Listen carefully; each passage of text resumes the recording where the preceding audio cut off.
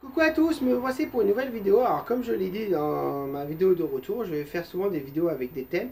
Et là, le thème aujourd'hui, c'est le sport en France. Alors je vais plus m'attarder sur deux équipes de France, équipe de France de football, équipe de France de handball. Mais avant de m'attarder sur ces deux équipes-là, je vais parler des autres sports, que ce soit individuel ou collectif. Puisque en France, on a la plupart des gens qui sont des footballeurs et d'autres, une minorité qui sont des sportifs. Je m'explique. Footballeur, pour les gens que j'appelle des footballeurs, c'est qu'il n'y a que le football comme sport pour eux. Les autres, ça n'existe pas. Et du coup, ils sont incultes par rapport aux résultats que d'autres sportifs français ou d'autres équipes de France puissent faire, puisque pour eux, le sport se limite au football. Les sportifs regardent pas que le football, regardent aussi les autres sports à côté, individuels ou collectifs, puisqu'ils sont français, et ils se disent français, ils sont fiers d'être français. Et pour eux, le sport, en France, le sport ne tourne pas autour du football, mais du pays. Et que chaque sportif individuel qui fait des résultats, ils vont être contents et ils vont s'en inspirer. Alors pour faire assez rapidement, sans dénigrer les autres qui n'ont jamais gagné, ou d'autres qui ont gagné mais que je ne connais pas, donc si les personnes qui regarderont la vidéo, si vous connaissez des sportifs français qui ont gagné dans certains sports, et que je ne parle pas parce que je ne les connais pas, ou que je n'en ai pas parlé parce que certains je les connais personnellement, je les ai vus personnellement, je les ai croisés pour X raison, ou alors je connais quelqu'un de leur famille, parce que question dans la vie privée ou professionnelle, j'ai croisé quelqu'un de leur famille qui avait un enfant qui a fait des résultats, vous pourrez me les mettre, donc un millionnaire qui éventuellement j'ai des millionnaires qui me regardent, qui voient ma vidéo et qui sachent de qui je veux parler, n'hésitez pas à me dire, n'hésitez pas à le faire remarquer en commentaire. Donc je vais parler surtout de 3-4 sportives français qui sortent un peu du lot, comme par exemple au cyclisme, il y a eu Jacques Anquetil.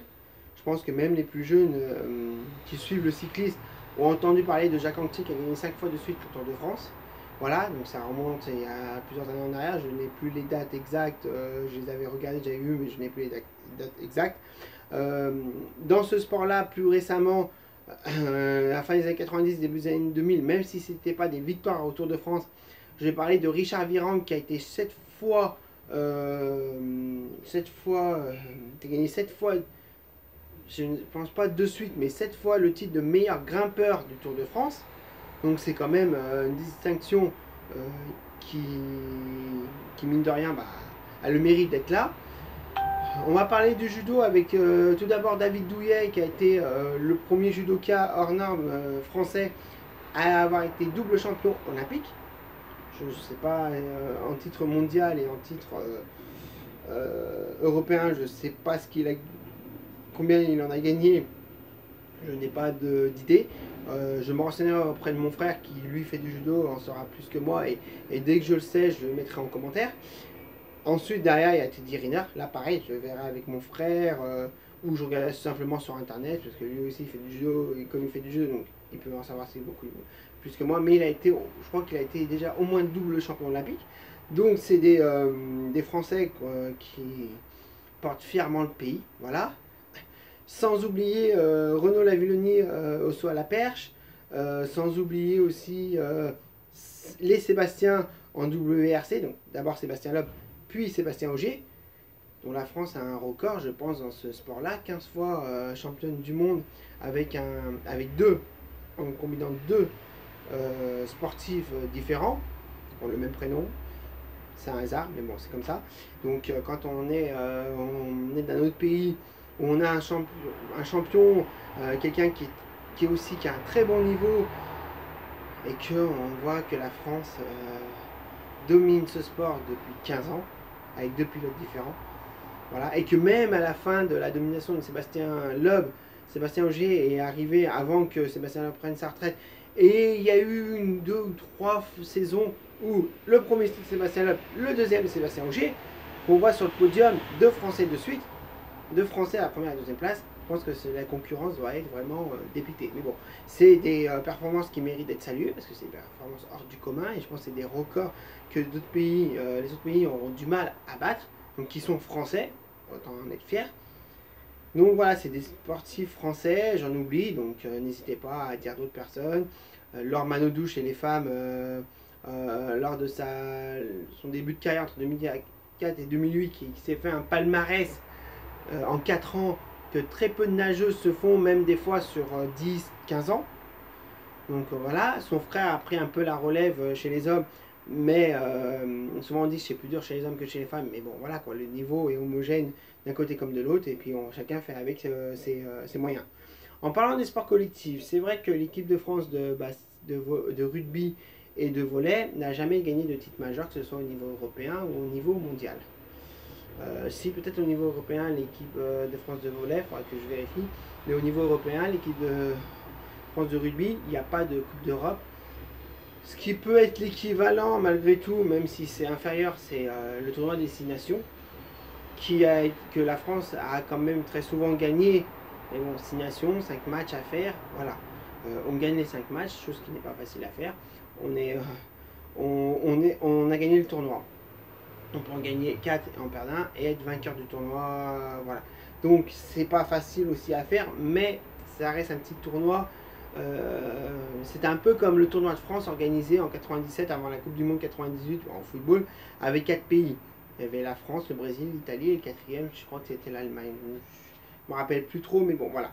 Donc c'est quand même un tournoi assez rapide, un tournoi qui se joue très vite et qui, malgré tout, c'est des petits tournois qui sont un peu plus faciles à gagner que des grandes compétitions comme la Coupe du Monde, la Coupe d'Europe ou les Jeux Olympiques. Voilà. Donc c'est pour ça que je ne dis pas que j'y mets pas avec les grandes compétitions. Au basket, l'équipe de France de basket, Génération Tony Parker, a réussi malgré tout à obtenir un titre de champion d'Europe en 2013. À l'arraché, ça a été dur, ils l'ont obtenu. Donc cette génération voulait gagner quelque chose depuis 2002 qu'elle est arrivée, pour la plupart, voulait gagner quelque chose, voulait apporter un titre à la France.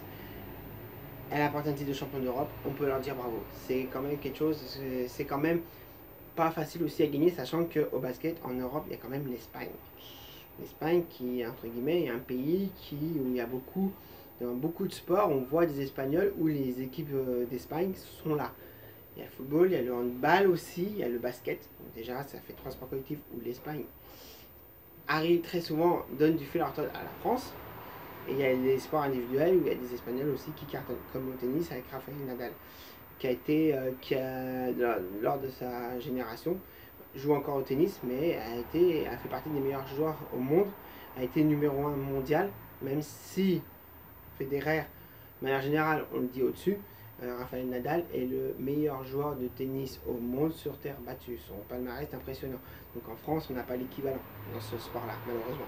Mais bon, c'est deux pays qui sont assez similaires où ils n'ont pas envie de se cantonner à un sport, contrairement à plein d'autres pays dans le monde.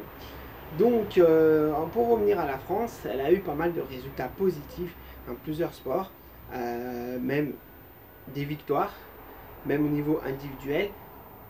Et je veux saluer tous les sportifs français qui font briller la France dans leur sport. Voilà. Donc, le match que je vais faire, même si pour moi il n'y a pas de match, c'est l'équipe de France de handball et l'équipe de France de football. En France, il faut savoir que la meilleure équipe de France qu'on a, ce n'est pas le football. Mais celle qu'on regarde le plus, c'est le football, à la différence de certains pays où quand le football est secondaire, leur équipe de football au niveau national n'a pas un niveau assez haut par rapport à une autre équipe, dans un autre sport collectif. On va plus suivre l'équipe qui a le meilleur niveau, parce qu'on sera fier, on ne va pas dénigrer les autres, mais on sera fier de montrer au monde entier. En France, on fait le contraire. On suit une équipe qui est moins forte qu'une autre. Je ne dis pas qu'il ne faut pas la suivre.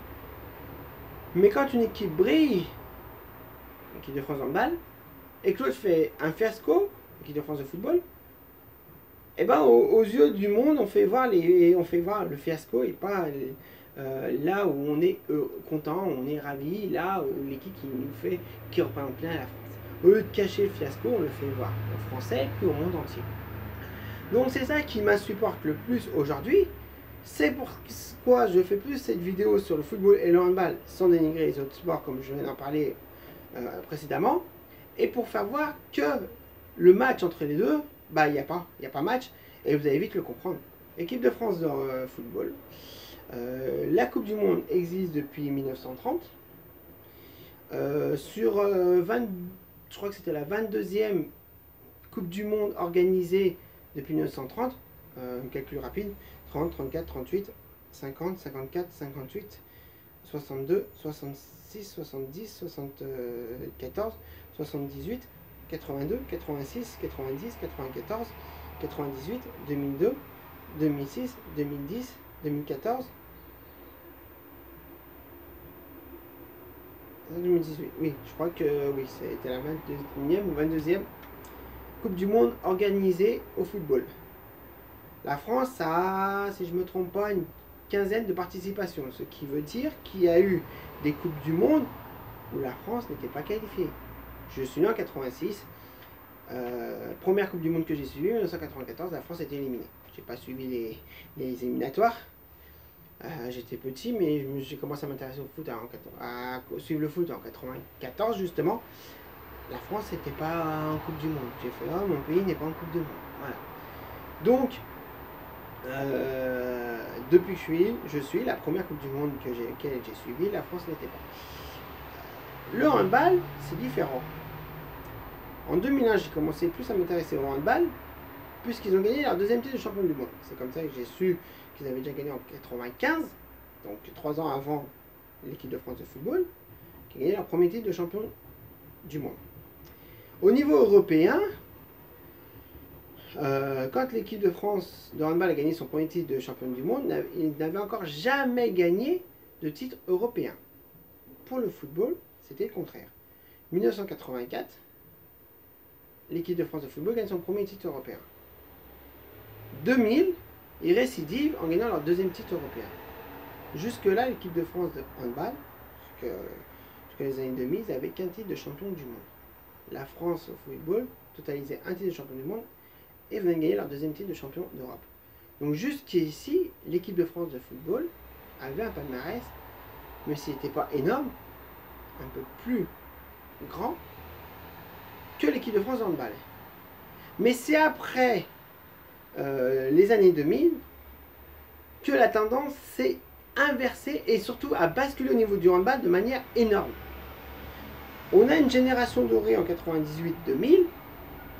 Le fiasco de 2002, on pouvait dire ça peut être un accident, puisque 2001 au football, on gagne la Coupe des Confédérations qui récompense les vainqueurs de plusieurs, les vainqueurs de chaque continent et vainqueurs de la Coupe du Monde, qui maintenant est régulier tous les 4 ans depuis 2013, 2017, prochain 2021. Voilà, il se met toujours un an avant la Coupe du Monde, qui récompense des pays qui ont gagné quelque chose, donc, qui est quand même une coupe très difficile à se qualifier. C'est très difficile à se qualifier parce qu'il faut gagner quelque chose, ou alors être pays organisateur de la Coupe du Monde qui suivra l'année d'après, et là on est qualifié d'office. Donc pour gagner la Coupe des Confédérations, c'est très dur. Pour se qualifier déjà, c'est très dur, et récompenser les meilleurs pays au monde entre guillemets de chaque continent, donc du coup ça fait des matchs entre eux, et la gagner c'est très dur. Donc l'équipe de France de football, jusque-là, 98 champion du monde, 2000 champion d'Europe, 2001 Coupe des Confédérations, 2003 Coupe des Confédérations. Donc on pouvait dire, quand on a suivi ces 5 années-là, que 2002, c'était un fiasco, mais on pouvait dire que c'était une exception. Mais quand on voit ce qui a suivi les années après, 2006, 2004, on s'est éliminé en quart par la Grèce, qui a surpris tout le monde. On peut dire, bon, quand on voit le résultat de l'Euro 2004, le Portugal, on les voyait vainqueurs en finale, ils se font taper par la Grèce. Comme nous en quart de finale. Bon, on perd contre les champions d'Europe, les futurs champions d'Europe à l'époque. Vous voyez, la Grèce a été surprenante, bravo pour eux. 2006, on arrive en finale, il y a peut-être une continuité, mais quand on voit 2008, 2010, 2012, 2012 on part en quart de finale contre l'Espagne à l'Euro, mais 2008, 2010, Euro et Coupe du Monde, fiasco total. Non, il n'y a pas de continuité, il y a des fiascos. C'est tout ce qui se passe. A contrario, à côté, l'équipe de France de handball forge son palmarès, forge une équipe qui va devenir la meilleure équipe du monde. On ne peut pas le nier. Car après les années 2000, 2001, il y a le deuxième titre de champion du monde. Ok. 5 ans après, il y a le premier titre de champion d'Europe. 2 ans après, il y a le premier titre de champion olympique. L'année d'après, il y a le troisième titre de champion du monde. L'année d'après, il y a le deuxième titre de champion d'Europe. 2010, on a. 2011, quatrième titre de champion du monde. 2012, deuxième titre de champion olympique. 2014, troisième titre de champion d'Europe. 2015, cinquième titre de champion du monde. 2017, sixième titre de champion du monde. Donc après les années 2000 et jusqu'à maintenant, quand on compare la France au football, l'équipe de France de football et l'équipe de France de handball, l'équipe de France de football, ça a été...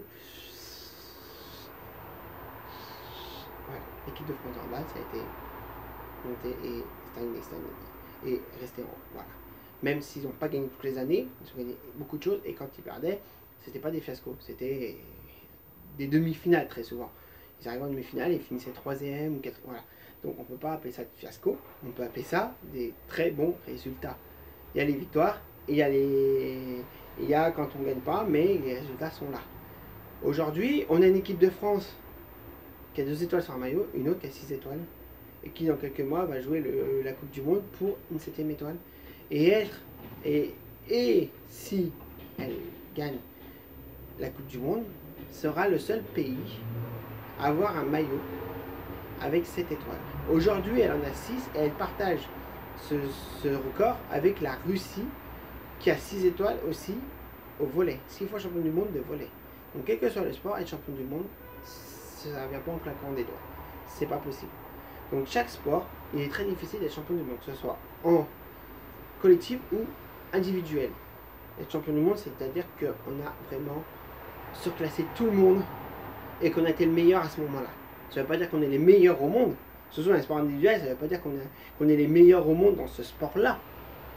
Ça veut dire que, à l'instant T, on a réussi à se surpasser pour être les meilleurs au monde.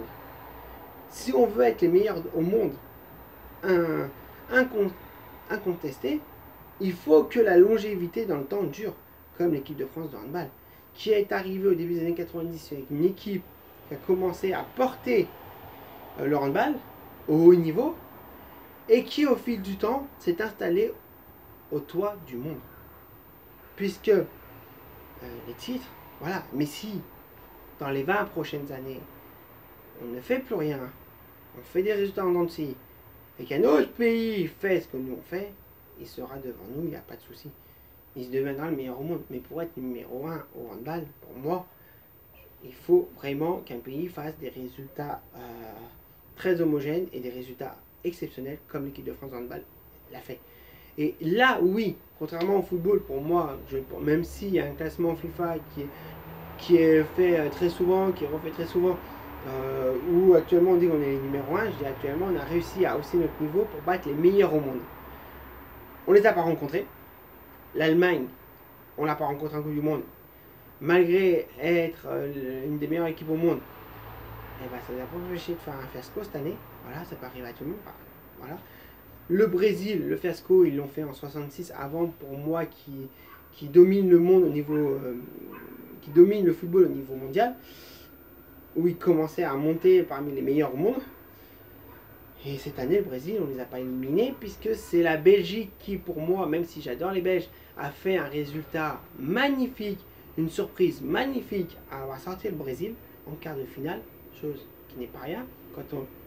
Pour les gens qui ont suivi la Coupe du Monde, qui ont suivi le match de la Belgique contre le Japon, qui se sont qualifiés à l'extrême limite du temps additionnel dans les dernières secondes, en étant mené 2-0, en gagnant 3-2 dans les dernières secondes, en évitant la prolongation. Quand on voit comment ils ont joué contre le Japon, derrière ils rencontrent le Brésil, on s'est dit c'est plié, le Brésil il va gagner. Voilà. Moi j'étais pour les Belges, mais la première chose que je me suis dit, comment vont-ils jouer contre le Brésil? Parce que là c'est le Brésil en face, le Brésil peut jouer à 50%, si les Belges jouent comme ils ont joué contre le Japon, ils se font sortir 3-4-0, même si le Brésil ne joue pas à 100%. Voilà. Sauf que ils n'ont pas fait le même type de match. Donc, quand on arrive en demi-finale et que c'est la Belgique qu'on rencontre et pas le Brésil, d'un match où on aurait pu ne pas être favori, et ben on est à un match où on est favori. L'équipe de France contre la Belgique, même quand on connaît l'armada belge actuellement, qui a une bonne génération, on était favori. Fallait ce statut de favori, il fallait le faire voir. On l'a pas fait voir au niveau du jeu pour ceux qui ont regardé, mais on l'a fait voir comme quoi on était capable de les gagner, même si on avait un jeu en dessous de leur, et même si on déjouait un peu, que dans le jeu on faisait pas un jeu vraiment exceptionnel. On a pu, c'était stratégique, et c'est ça qui a fait la différence. C'est qu'on était favori, mais on l'a joué stratégique et on a gagné. Alors que contre le Brésil, ça aurait été une toute autre paire de manches. Je ne sais pas qu'on n'aurait pas pu gagner, parce que en 98, ils étaient ultra favoris pour gagner un deuxième titre consécutif, puisqu'ils venaient d'être champions du monde en 94. Et la France, en jouant chez elle, s'est surpassée pour battre l'ogre brésilien. Donc, sur un match, tout est possible. Tout est possible sur un match. Mais quand on regarde les résultats du Brésil au football, ils sont peut-être moins impressionnants que les résultats de l'équipe de France au handball, mais c'est des résultats quand même qu'aucune équipe au monde a. Donc, ne jamais les mettre parmi les favoris dans certaines Coupes du Monde, c'est un tort. Franchement, c'est un tort. Comme au handball, ne pas mettre la France parmi les favoris, c'est un tort, parce que c'est les meilleures équipes au monde. Donc, le match entre l'équipe de France de football et l'équipe de France de handball, quand on regarde aujourd'hui, il y a 18 ans en arrière, l'équipe de France de football était là, l'équipe de France de handball était là. Aujourd'hui, l'équipe de France de football est là, l'équipe de France de handball est là. Donc quand on parle plus d'une équipe dont son niveau est là, par rapport à une équipe dont son niveau est là, je pense qu'il y a comme un problème en France. Voilà. Le sport en France, le sport numéro 1 en France, au point de vue des résultats, c'est le handball. Le football est très loin derrière, même s'il vient après, on va dire, dans les sports collectifs. Le sport numéro 1 en France qu'on parle, c'est le football. Voilà le paradoxe. Le paradoxe aujourd'hui, il est là.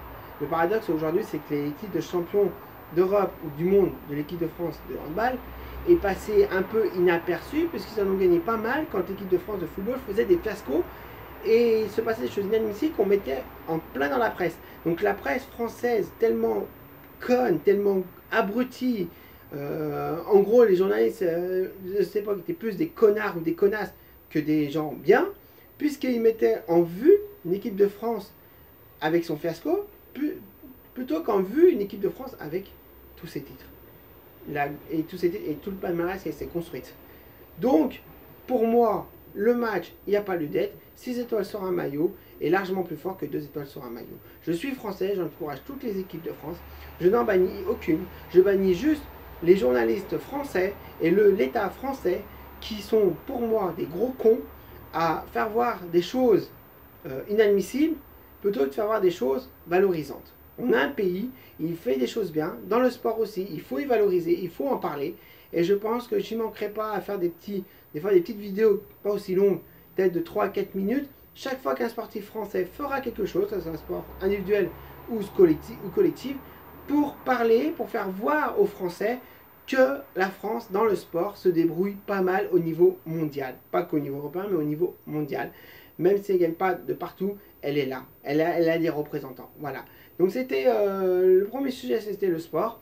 Donc pour ceux que ça intéresse, n'hésitez pas, comme je l'ai dit au début de la vidéo, à me mettre des sportifs français dans des sports individuels que je n'aurais pas parlé au début de la vidéo pour le faire voir aussi aux autres. Pour dire, tel sportif français a été champion d'Europe ou champion du monde dans sa catégorie dans tel sport. On est là pour valoriser la France dans le sport. Donc n'hésitez pas à faire des commentaires qui vont dans ce sens-là pour le sport français, pour montrer aux gens qu'il n'y a pas que le football en France qui existe, mais il y a les autres sports où la France essaye, tant bien que mal, de se faire voir. Bon, salut à tous, je vous aime tous et à bientôt.